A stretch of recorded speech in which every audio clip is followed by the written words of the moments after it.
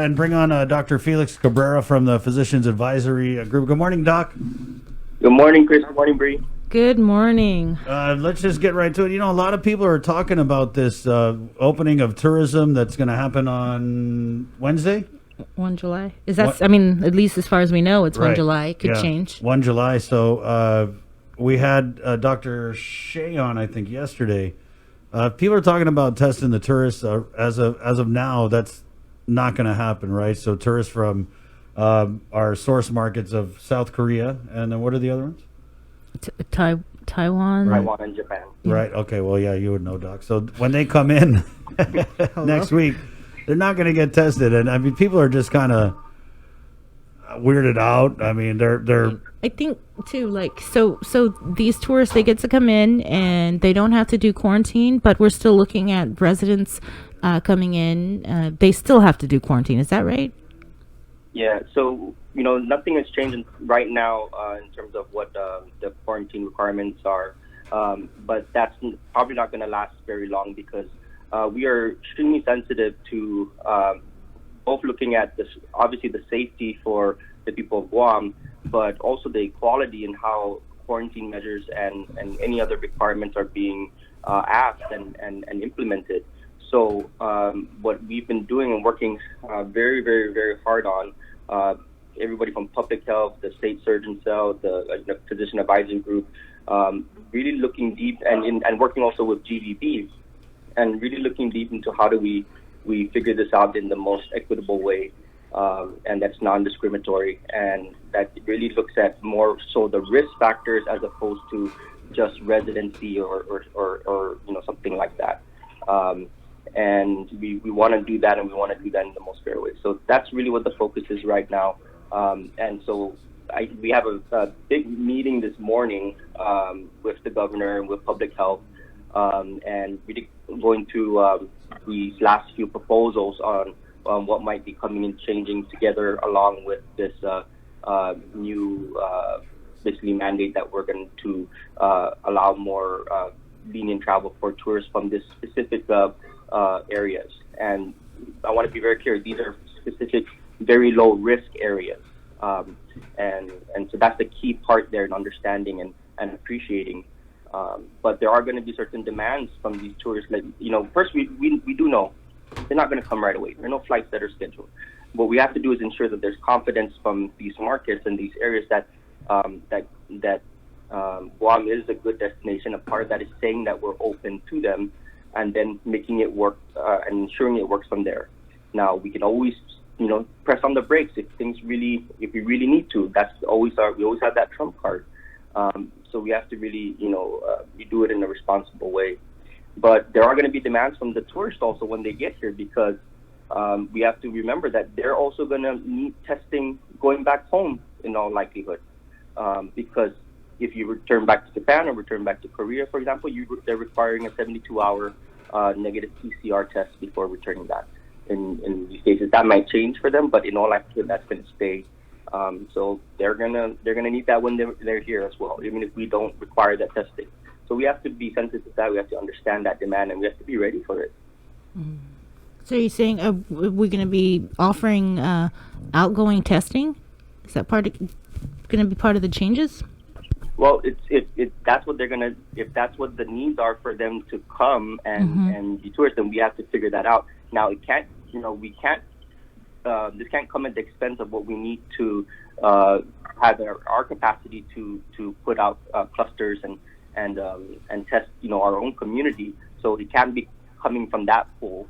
So there needs to be the new generations. That's a big part of what we're looking at as well in terms of how to increase this, and in all likelihood it's going to come from the private sector, which is most likely DLS or even GRMC as a possibility. Mm-hmm. So and the guidelines, they kind of change quite often, and so people kind of might get confused on what is the current protocol.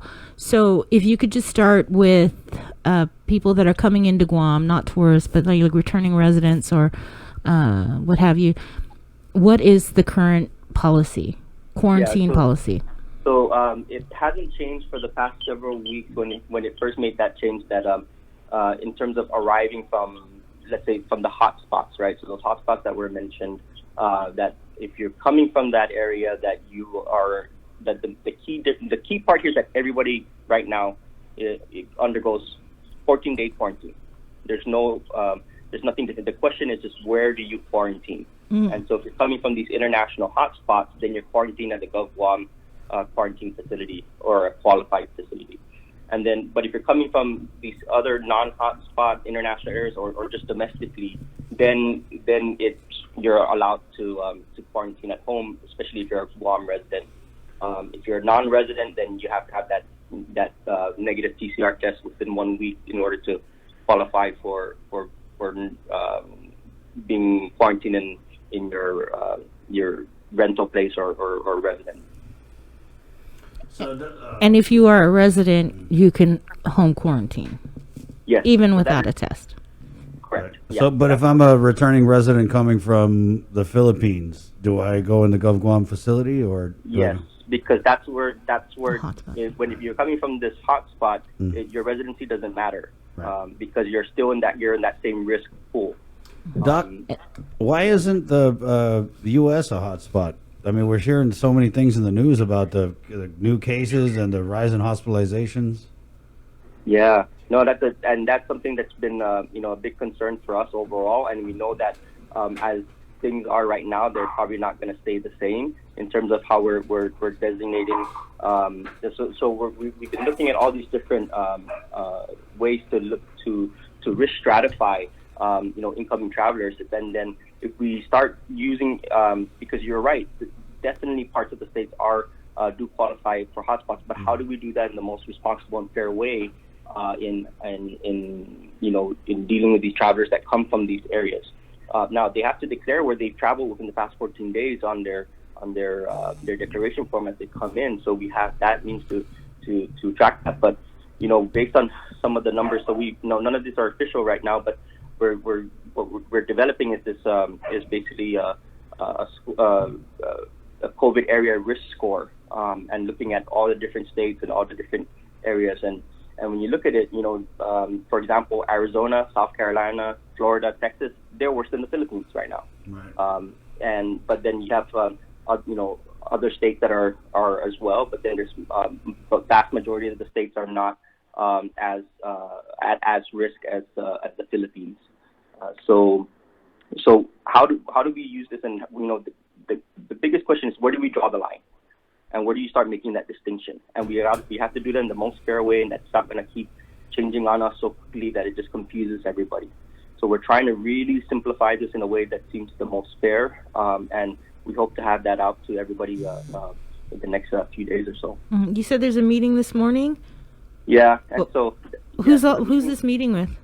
It's with the governor, lieutenant governor, the staff, the governor's office staffers, and then both public health in particular, the contact tracing group, and then even with the lab.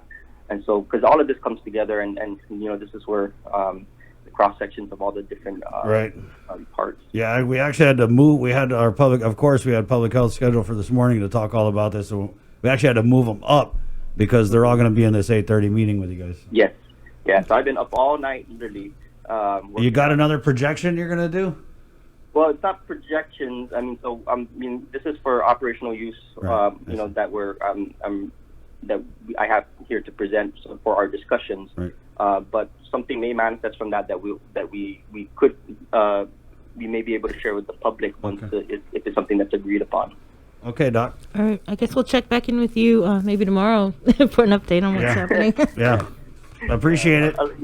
Yeah. Wash your hands. I just want to say that I'm probably going to go to have lunch at Mosa's because I feel safe. It's been 2 weeks from there, and if everything that Mosa's that they're reporting is that they're doing well, I feel confident enough, and I think the public should feel the same way.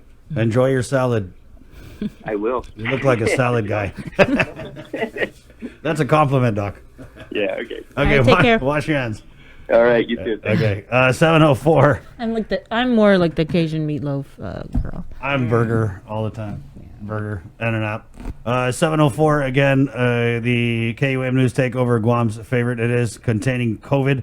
I got to get Dr. Jana from Public Health on the line, so we're going to take just a really short break, And guys, you're going to want to listen because we're getting the contact trace